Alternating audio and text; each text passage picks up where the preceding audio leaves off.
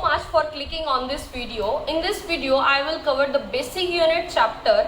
In this chapter, we covered the basic format or basic need of the English grammar in written. That is my promise. Because आपको अगर ये terms ही नहीं पता होगी तो तुम कैसे मतलब इंग्लिश को लिख ही नहीं पाओगे, ठीक है। तो हम इस वीडियो में जो कवर करेंगे उसका हमारा फर्स्ट टॉपिक है which is basic terms. Basic terms कौन सा है, हम इसमें क्या क्या पढ़ेंगे, इसमें हम वर्ड पढ़ेंगे तो हमारा वर्ड क्या होता है, ठीक है, हमारी फ्रेजेस क्या होती है, हमारी वर्क फ्रेजेस क्या होती है, ठीक है। फिर हमारा सेकंड टॉपिक आता है जो कि है वर्ड क्लासेस। वर्ड की जो हमारा वर्ड लिखते हैं हम इसमें समझेंगे वर्ड क्या होता है, उसकी कैटेगरीज क्या होती है वर्ड की, ठीक है। फिर हमारा क्या आता है sentence parts and it's meaning. पहले हम समझेंगे सेंटेंस क्या होता है, फिर हम उसके पार्ट्स को डिवाइड कर देंगे, क्या पार्ट्स उसके कितने पार्ट्स है, एक सेंटेंस है उसमें कितना पार्टीशन होके उसके पार्ट्स बनते हैं, उसको क्या बोलेंगे हम, सेंटेंस के पार्ट्स, ठीक है। फिर हमारा सेंटेंस स्ट्रक्चर हम किस फॉर्मेट में उसको लिखेंगे, ठीक है। फिर सेंटेंस टाइप, क्या हम कोई भी सेंटेंस बोलते हैं, हम कोई भी वाक्य बोलते हैं तो उसको हम किस टोन में बोल रहे हैं, किस टाइप में बोल रहे हैं अगले बंदे को, तो उसको कैसे लिखते हैं हम, अलग अलग टाइप्स होते हैं उसके भी, ठीक है। सिक्स्थ हमारा आता है क्लोज, ठीक है। In this video I will cover only 3 topics and the 4 to 6 topic cover in the next video. So अब हमारा फर्स्ट टॉपिक स्टार्ट हो रहा है जो कि है बेसिक टर्म्स। बेसिक टर्म्स में हमारा फर्स्ट जो पार्ट है वो है वर्ड।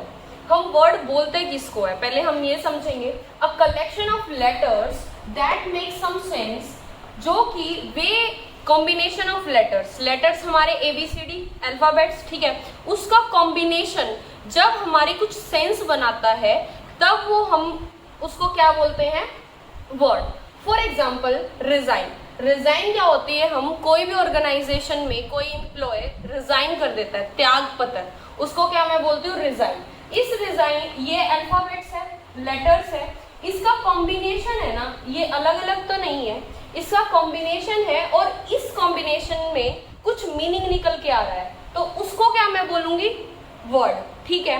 लाइक अगर मैं बोल दूं XYZ का कॉम्बिनेशन ऑफ लेटर्स है नो डाउट, बट इसमें कोई मीनिंग है नहीं है, तो ये हमारा वर्ड नहीं कहलाएगा। जब तक हमारा कोई वर्ड में मीनिंग नहीं निकलता उसको मैं वर्ड नहीं बोलूँगी, ठीक है। किसी लेटर ऑफ कॉम्बिनेशन में जब तक हमारी कुछ सेंस नहीं निकलती तब तक वो वर्ड नहीं कहलाता। अब फिर बात आती है कि जितने भी कोई एक सिंगल लेटर है, ठीक है, उसको मैं वर्ड नहीं बोलूँगी, तो उसका आंसर यस है। अ सिंगल लेटर भी एक वर्ड कहलाता है, एक सिंगल लेटर भी हमारा वर्ड कहलाता है। फॉर एग्जाम्पल आई का मतलब क्या होता है, मैं, एक, ठीक है। ए के बहुत सारे मीनिंग है, लेकिन अभी के लिए हम समझते हैं आर्टिकल्स में हम इसको डीपली समझेंगे का क्या मतलब होता है, ठीक है। एक सिंगल लेटर भी हमारा वर्ड कहलाता है, ठीक है। अब ऐसे ही PQR, ठीक है। अब इसमें भी हमारा, अब XYZ तो हमारा कोई लेटर नहीं बनता, लेकिन अगर मैं इसको शेप में इसका मैंने नाम दे दिया, इस शेप का भी कोई नाम है, ठीक है, इसको मैंने स्पेसिफाई नेम देकर इसका मीनिंग बता दिया कि इसका ये जो पॉइंट है ना वो मेरा P है और इसमें कुछ सेंस निकल गई, ठीक है, तो ये भी हमारा क्या कहलाएगा, वर्ड। फिर आता है हाइफनेटेड वर्ड्स। हाइफनेटेड वर्ड्स वो वर्ड्स होते हैं जिसमें बीच में हाइफन जुड़ा हो, ठीक है। अब कई बच्चे होते हैं इसको अलग वर्ड मानते हैं, इसको अलग वर्ड मानते हैं और इसको भी अलग अलग, बट ऐसा नहीं है। हाइफन से जो भी जुड़े वर्ड होते हैं वो एक ही वर्ड कहलाते हैं, ठीक है, उसका एक ही मतलब होता है। For example well to do होता है, बहुत अच्छे से कोई बंदा अपनी लाइफ में तरक्की कर रहा है, बहुत वेल्दी है, ठीक है, रिच है, एफिलेंट है, उसको मैं क्या बोलती हूँ, वेल टू डू, ठीक है। देन हमारा आता है वेल ऑफ का मतलब क्या होता है, लीव्स कंफर्टेबली, बहुत आरामदायक अपनी जिंदगी जी रहा है, उसको क्या मैं बोलूंगी, वेल ऑफ, ठीक है। सो अब हमारा थर्ड पॉइंट आता है जो कि an abbreviation is also called a word. जो हमारी एब्रीविएशंस होती है, एब्रीविएशंस क्या होती है, एक शॉर्ट फॉर्म होती है, ठीक है, किसकी, एक वर्ड की। फॉर एग्जाम्पल मैंने बोल दिया मध्य प्रदेश, अब बहुत बड़ा लगता है तो लोगों ने उसको एब्रीविएट कर दिया, छोटा कर दिया है, उसको बोल दिया एमपी, ठीक है, MP stand for Madhya Pradesh. तो अब इसको एक अलग वर्ड मानते हैं और इसको एक अलग वर्ड मानते हैं, बट ऐसा नहीं होता, ये दोनों ज्वाइन करके एक ही वर्ड है, ठीक है। ऐसे ही मास्टर इन आर्ट्स, इसको भी हम क्या बोलते हैं, अलग अलग, एम अलग है, ए अलग है, नहीं, दोनों एक वर्ड को डिनोट करते हैं, ठीक है। ऐसे ही अब हमारा फोर्थ पॉइंट आता है कंट्रैक्शन।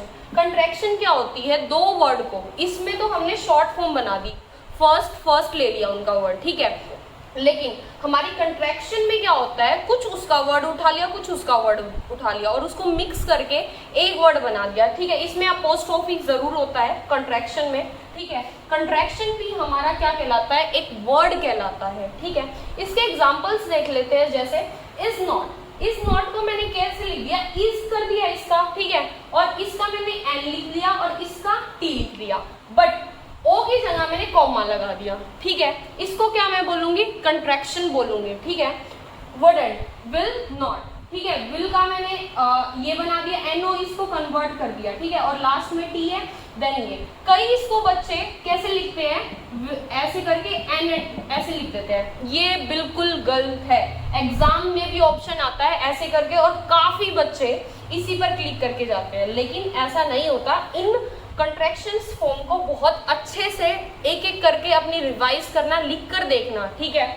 और इसकी पीडीएफ एक अलग से मैं सेपरेट तुम्हें इंस्टा अकाउंट हैंडल पे अपलोड करूंगी, उसको अपनी कॉपी में नोट डाउन कर लेना। अभी तो ये थोड़े बहुत एग्जांपल्स है, ठीक है। इसका मतलब यूँ मानो तुम 20-30 एवरी कंट्रैक्शंस फॉर्म है, उसको अच्छे से एक पेज छोड़ देना और उसमें से कॉपी करके लिख लेना पीडीएफ में से, ठीक है।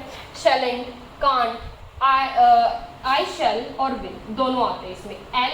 डबल एल जो डिनोट करता है वो शेल को भी करता है और विल को भी करता है, ठीक है। ये हमारे आगे हमारे वर्ब के ऊपर और सब्जेक्ट के ऊपर डिपेंड करता है, क्या उसको शेल चाहिए या विल चाहिए, वो हम वर्ब में उसको अच्छे से समझेंगे, लेकिन कंट्रैक्शन फॉर्म इसकी ऐसे होती है, ठीक है। और आई हैव को मैं ऐसे लिखती हूँ, आई वुड और डिड है, डी एंड डी, लास्ट उठा लिया, अपोस्ट्रोफी लगा दिया, ठीक है। अब ये हमारी कुछ ओल्ड फैशन एब्रिविएशंस है जो कि अब यूज नहीं होती है, ठीक है। बस इसको कहीं तुम नोवेल वगैरह में पढ़ते हो तो कुछ यूज होती है, तो उसको समझने के लिए तुम्हारा थोड़ी अपनी और बेसिक अंडरस्टैंडिंग बढ़ाने के लिए तुम इसको लिख सकते हो, अदरवाइज ऐसा कोई यूज नहीं है। हाँ, बट ये जो कंट्रैक्शन फॉर्म है इसको बहुत अच्छे से कर लेना, पीडीएफ तुम्हें इंस्टा अकाउंट पे मिल जाएगी, उसको डाउनलोड करके एक पेज छोड़ देना। सो अब उस कंट्रैक्शन में ही हमारे और भी इम्पोर्टेंट पॉइंट्स आते हैं, वो तुम्हें पीडीएफ में तो ये मिल ही जाएंगे, बट अभी के लिए थोड़ा समझ लेना, ठीक है, क्लियर हो जाएगा तुम्हारा कंसेप्ट। बहुत इंपॉर्टेंट है ये, राइटिंग सेशन में भी जब तुम रिटर्न में इनको लिखोगे तब के लिए भी बहुत इंपॉर्टेंट है, क्योंकि तुम्हें एब्रिविएशन लिखनी होती है, ठीक है, या कॉन्ट्रैक्शन फॉर्म लिखनी होती है, तो इम्पॉर्टेंट है, ठीक है। पहले आता है वुडेंट को मैंने बताया ऐसे लिखते हैं, ठीक है। इस तरह का तो वर्ड कोई होता ही नहीं है, और most of the student is return like that, ऐसे ही लिखते हैं, ठीक है। वुडेंट मतलब होती है हैबिट, कस्टम, ठीक है। हैबिट कैसी है, एक होता है वांट होता है डिजायर। देखो एक वर्ड से कितना मीनिंग चेंज हो रहा है, ठीक है, तो इन डिफरेंस को समझना बहुत जरूरी है। फिर आता है हमारा सेकंड कांट, कैन नॉट, और ये डबल एन वाला तो कोई वर्ड होता ही नहीं है। फिर होता है कैंट होता है ना स्लैंग, जर्गन, मतलब इनऑफिशियली जो वर्ड्स यूज करते हैं। फॉर एग्जाम्पल मैंने कोई भी वर्ड ऐसा अजीब बोल दिया जो कि हमारे ऑफिशियल लैंग्वेज में या ऑफिशियल प्लेसेस पे वो यूज नहीं होता, तो वो स्लैंग माना जाता है, ठीक है। अब थर्ड आता है हमारा इट्स और इट्स, ठीक है। इसमें क्या डिफरेंस है, हमारा इट इज, ये अलग सब्जेक्ट और ये वर्ब, ठीक है, इसको कॉन्ट्रैक्ट करके इट्स बनता है, ठीक है, और ये होता है इट्स, इसका। पोजेशन दिखाता है इसमें। For example it is yours, मैं बोलूं क्या ये तुम्हारा है, तो मैं उसको कैसे लिखूंगी? कई बच्चे क्या करते हैं, इट्स लिख देते हैं, ठीक है, इसका क्या, इसका योर, इसका नहीं, गलत, तो उसको क्या बोलते हैं, इट इज योर्स, ये तुम्हारा, ठीक है।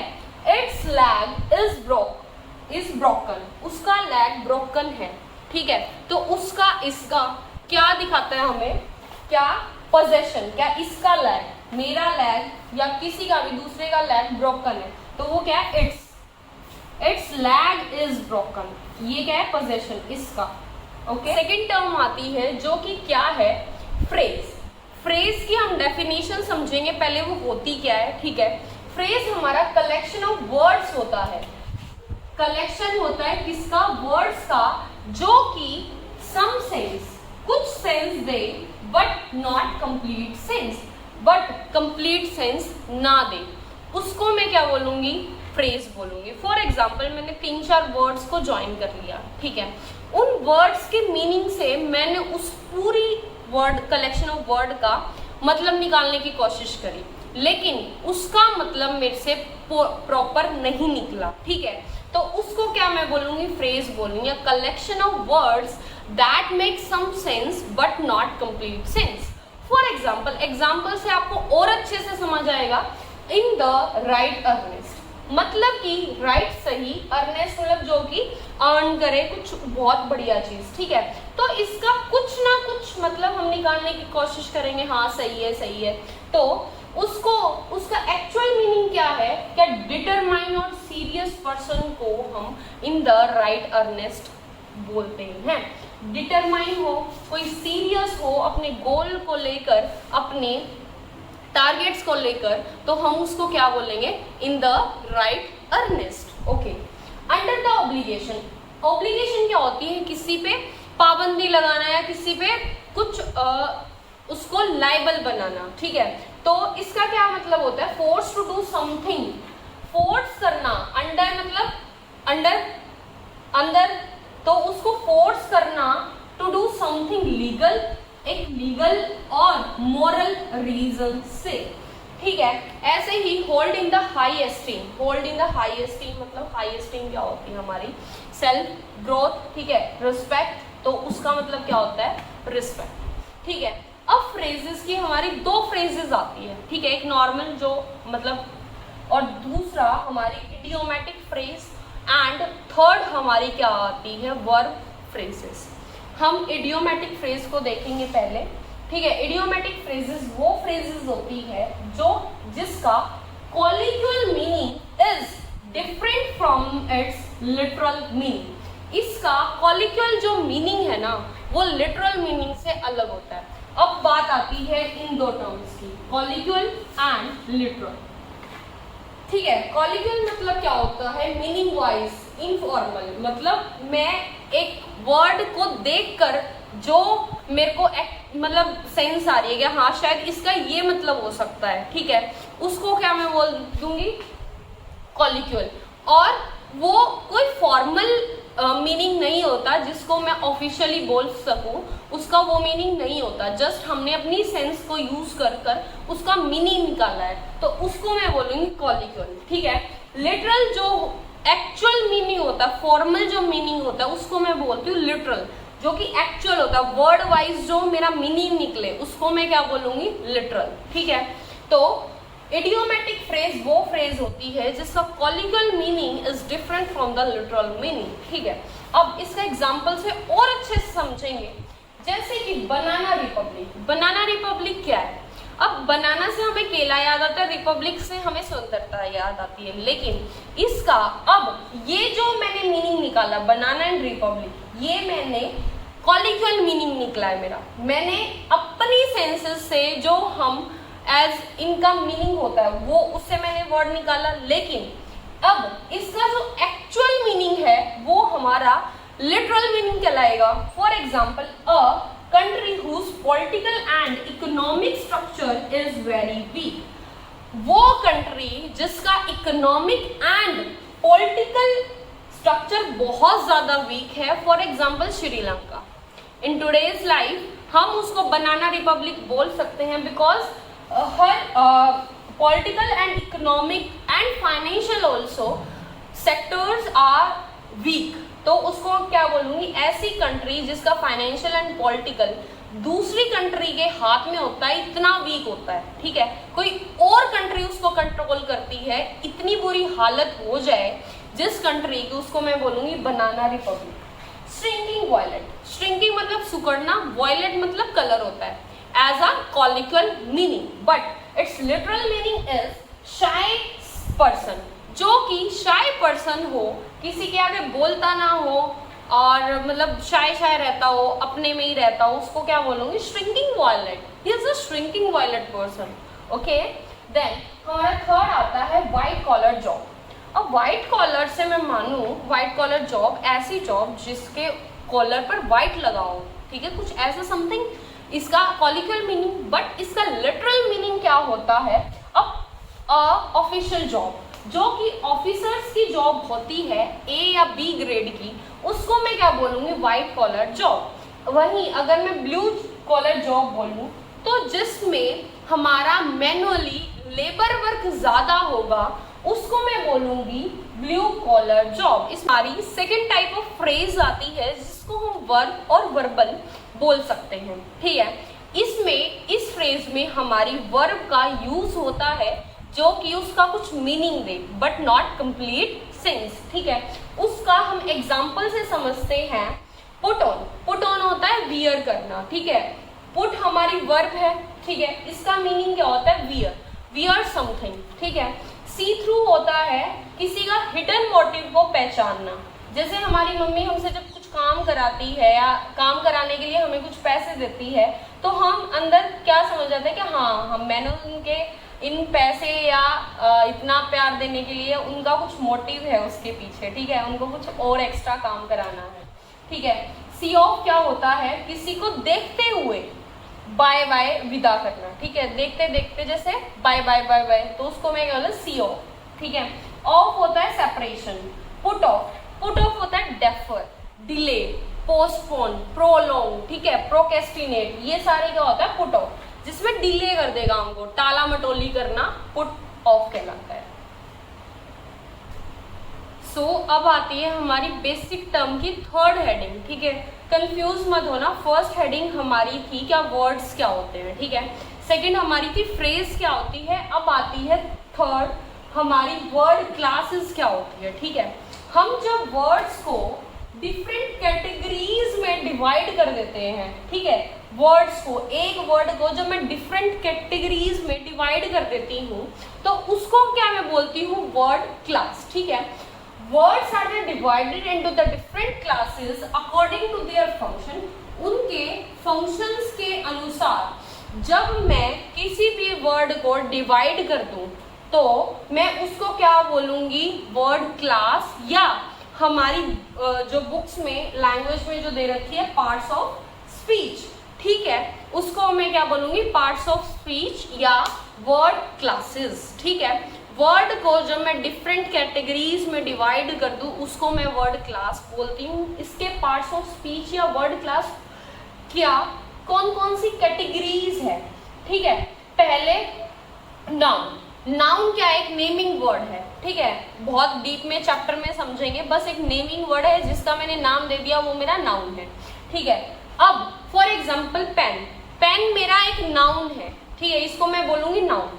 प्रोनाउन हमारा क्या है, इस पेन को जब मैं रिप्लेस कर दूं किसी और वर्ड से, तो उसको मैं बोलूंगी pronoun. For example it, it is a pen, ये पेन है, ठीक है। मैं शी, मैं हूं तनु, ठीक है, अब तनु को मैं शी से रिप्लेस कर सकती हूँ, तो वो मेरा प्रोनाउन। बहुत डीप में एक एक चैप्टर ये सारे कंप्लीट हो गए, तो प्लीज लाइक को सब्सक्राइब कर देना, शेयर कर देना, बहुत अच्छा कंटेंट तुम्हें कॉम्पिटिटिव एग्जाम्स में फ्री ऑफ कॉस्ट मिल रहा है इस चैनल पर, ठीक है। सो सब्सक्राइब करो, शेयर करो, जो तुम्हें मतलब तुम्हारे आसपास कोई ऐसे बच्चे हैं जो पेड क्लासेस नहीं अफोर्ड कर पाते, तो प्लीज उसको शेयर करो भाई साहब, सबको पढ़ने का हक है, ठीक है, तो उनके पास शेयर करो। थर्ड आता है हमारा वर्ब। वर्ब क्या होती है? कोई एक्शन होता है, कोई स्टेट होता है जिससे हमें पता चलेगा वो एक्शन हो रहा है। वॉकिंग, वॉक, ठीक है। राइट, राइटिंग, ये क्या हो रहा है? मैं लिख रही हूँ, ये अवस्था है, स्टेट है। एडजेक्टिव, एडजेक्टिव क्या होता है? जब हमारी नाउन और प्रोनाउन की जब हमें उसकी विशेषता बताए, सिर्फ और नाउन और प्रोनाउन की, इतना ध्यान रखना, एडजेक्टिव हमारा सिर्फ नाउन और प्रोनाउन की विशेषता बताता है, ठीक है। कंजक्शन हमारा दो वर्ड्स को ज्वाइन कर देता है, ठीक है। एंड, बिटवीन, ये हमारी कंजक्शन होती है। अब आर्टिकल हमारा हमेशा बिफोर द नाउन आता है, ठीक है, वो article A and the. Preposition हमारी किसी भी चीज की पोजीशन बता दे, प्री पोजीशन बता दे, क्या वो क्या कहाँ रखी है, क्या हो रहा है, ठीक है। Pain on the table, on क्या है? हमारी प्रेपोजिशन है, क्या वो अवस्था बता रही है, क्या पेन हमारा किस पे है? टेबल पर, ऑन, ठीक है, प्रेपोजिशन बता रही है, उसकी पोजीशन बता रही है। अब एडवर्ब क्या है? चाहे तो जो उसके पास वर्ड है उसको क्वालिफाई कर देगा, उसकी विशेषता बता देगा, नहीं तो वो वर्ब की विशेषता बताता है। एडवर्ब हमारी वर्ब या नियरेस्ट वर्ब की विशेषता बता देता है। एडजेक्टिव, वहीं अगर मैं एडजेक्टिव की मैं बात करूं तो सिर्फ नाउन और प्रोनाउन की विशेषता बताता है, ठीक है। फिर आता है हमारा इंटरजेक्शन। इंटरजेक्शन हमारा एक्सप्रेस करता है सरप्राइज को, पेन को, फियर को, ये सब, ठीक है, इनको एक्सप्रेस करता है। ये हमारा part of speech complete, word class complete. अब हम समझेंगे कि सब्जेक्ट क्या होता है, सेंटेंस पर हम प्रोसीड करेंगे, हमारा नेक्स्ट टॉपिक। आज के चैप्टर का हमारा थर्ड टॉपिक है जो कि है सेंटेंस, ठीक है। सेंटेंस का पहले हम मीनिंग समझेंगे, मीनिंग क्या होता है। उससे पहले मैं एक बहुत इंपॉर्टेंट इंफॉर्मेशन दे दूं कि जो भी कंटेंट अब आने वाली वीडियोस में होगा वो बहुत, आप मेरे को टाइम दे रहे हो, इतना मेरी वीडियोस को देख रहे हो, तो एक चीज़ की एश्योरेंस मैं भी तुम्हें दे दूं कि जो भी कंटेंट तुम्हें प्रोवाइड कर रही हूँ ये बिल्कुल एग्जाम ओरिएंटेड है। तुम किसी भी एग्जाम की तैयारी कर रहे हो, एसएससी, बैंकिंग, कोई भी, ठीक है, उसमें ये जो ग्रामर का पोर्शन मैं कराऊंगी हमारे इस कोर्स में, उसमें हर एक एग्जाम में आएगा। फिर तुम्हारी बात रह जाती है एग्जाम के लिए, प्रॉपर स्पेसिफाई एग्जाम के लिए तुम्हें कैसे प्रिपेयर करना है, वो मैं आपको स्ट्रेटेजी बताऊंगी अपनी आने वाली वीडियोस में। तो तब तक हमारे चैनल से जरूर बने रहना, ठीक है। तो अब मैं स्टार्ट करती हूँ सेंटेंस का। पहले हम meaning, a collection of words that make a complete sense. वो कलेक्शन ऑफ वर्ड्स जो कि हमें क्या दे, कंप्लीट सेंस दे, ठीक है। फ्रेज में हमारा क्या था, कलेक्शन ऑफ वर्ड्स थे बट उसमें कंप्लीट सेंस नहीं थी। But in sentence we have a collection of words that make a complete sense. Okay, ये हमारी डेफिनेशन हुई सेंटेंस की। Then a sentence must have a at least one subject and one verb. Sentence होने के लिए उसमें एक subject और एक वर्ब का होना जरूरी है, तभी मैं उसको सेंटेंस बोलूंगी। सब्जेक्ट जो कार्य करता है, वर्ब क्या एक्शन हो रहा है, स्टेट हो रहा है, ठीक है। और मस्ट बी वेल स्ट्रक्चर और वेल पंचुएटेड होना चाहिए। वेल स्ट्रक्चर होना चाहिए, हमारी नेक्स्ट वीडियो में हम स्ट्रक्चर देखेंगे सेंटेंस का। सेंटेंस होने के लिए हमें वेल स्ट्रक्चर, उसमें बिल्कुल अच्छे तरीके से उसका स्ट्रक्चर होना चाहिए और वेल पंचुएटेड होना चाहिए। बात उसमें फुल स्टॉप, ठीक है, क्वेश्चन मार्क, एक्सक्लेमेटरी, ये सारे पंचुएशन होती है हमारी, कॉमा, ये सब जरूर होना चाहिए, ठीक है। फिर आता है, अब एग्जाम्पल की मैं बात कर लेती हूँ। सेंटेंस में होने के लिए पहली बात वो कंप्लीट सेंस दे, ठीक है। दूसरी बात, उसमें एक वर्ब और एक सब्जेक्ट जरूर होना चाहिए। थर्ड, हमारा वेल स्ट्रक्चर होना चाहिए और वेल पंचुएटेड होना चाहिए। ये इसकी डेफिनेशन अब एग्जाम्पल से देख लेते हैं। ही इज अ लेथार्जिक। ही क्या है, इस कार्य को कौन कर रहा है, ही हमारा क्या है, सब्जेक्ट है। ही क्या है, लेथार्जिक है, सुस्त है, थका थका है, ठीक है। तो ये सारा इज हमारी verb and he is a subject. ठीक है, ये हमारा एग्जाम्पल हुआ। I will crack the exam this year. मैं इस साल एग्जाम को क्रैक करूंगा। ठीक है, तो ये क्या है, आई, मैं, सब्जेक्ट, विल, वर्ब। तो ये हमारा हो गया मीनिंग एंड एग्जाम्पल हो गए सेंटेंस के। अब हम इसके पार्ट्स देखते हैं क्या सेंटेंस के भी।